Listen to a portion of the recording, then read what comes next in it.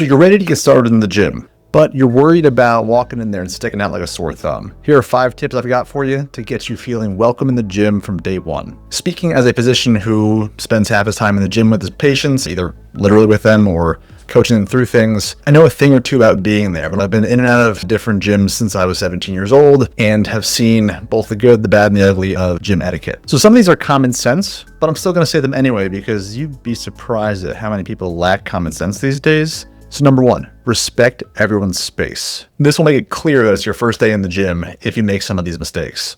Biggest ones, if somebody's working out on a machine or a rack, don't start unloading plates from there, taking them off, obviously not their bar, but also from the rack itself, because this is kind of their space if they're mid-set. Also, they might be planning on using those weights. So before you take something off of their rack, even if it's the nearest plate to your machine and theirs, you still want to ask and say, hey, are you going to use this? If not, they'll let you go and appreciate the deference that you're giving them in terms of it being their space.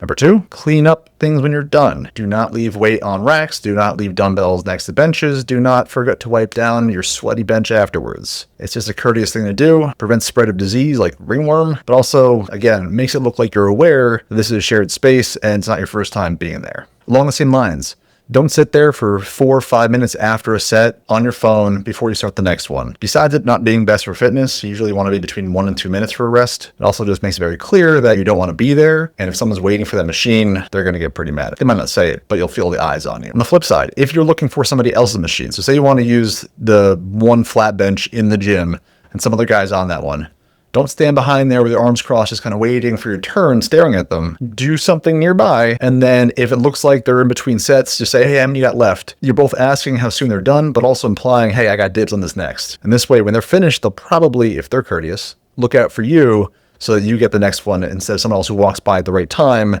and thinks they can swoop in and steal your bench from you. How to spot properly. This is probably worthwhile being its own video, but basically, if you're spotting somebody on bench, and fortunately, if you're new, someone can probably tell and won't ask you to spot because they don't want to put you in an awkward position either.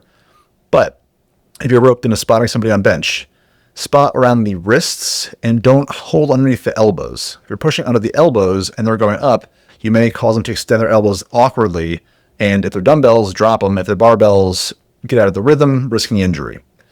Instead, if you're supporting them at the wrists and helping to lift with your legs, keeping your arms kind of fixed here. Can't really see my hands, can you? Instead, have your hands around the wrists up here. Obviously, I would be lower, but I don't want to get out of shot here. But have your hands up here around the wrists, and when you lift them, you want to be holding your arms steady instead lifting with your legs. Both safer for you, but also steadier for them.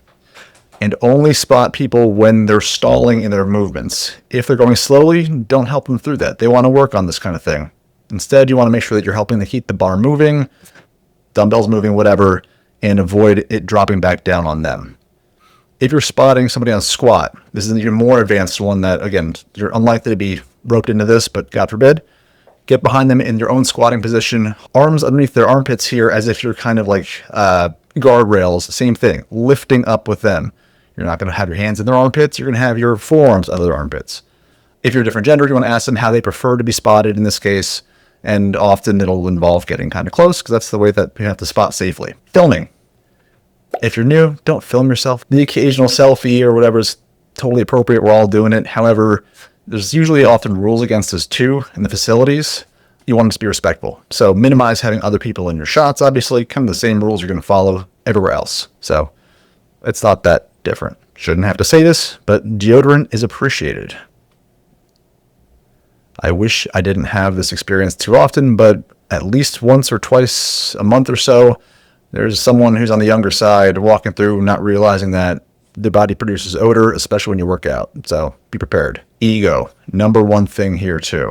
A lot of number 1s, but they're all pretty important. Make sure that you're lifting a weight you can actually move safely. So if you are doing something silly and picking up super heavy weights, there are all the videos online of someone being cocky and getting pinned beneath a bar or worse, seriously injured. Make sure that you're comfortable with the weight, can move it. Typically just shoot for 8 reps. If you can move it 8 reps without throwing your whole body behind it and using just the active muscles that are meant to be moving, that tells me you have control over the weight and you're likely safe to then progress upwards. If you're going for the very heavy low rep kind of exercises, Save that for when you're a little more experienced. It's probably not even going to be worth it for you anyway. You'll get much more bang for your buck at the mid-range on the reps there. The occasional set at low rep because you went up is appropriate as long as, again, you have control over the weight. So make sure that you're going nice and slowly through the eccentric, so the stretch portion of the movement, and that will tell you that you have the control over the weight and it's better for all your tendons and muscles and joints and all that stuff. Groups. It's great working out with your friends. If you have a group of more than 3 or so, split into 2 groups. It is very monopolizing if you have one group of 4 or 5 people on one piece of equipment, especially if there's only one. You guys will be there for 45 minutes to an hour, and that will get you some angry looks potentially. So one last point on managing your weights. 2 things. If you're going to grab some dumbbells from the rack in front of the mirror, take a look around. Make sure you're not going to walk directly in front of somebody else. And if you are, go quickly. It's respect. Number 2, if you're unloading your bar, don't drop your plates. Don't drop your bar.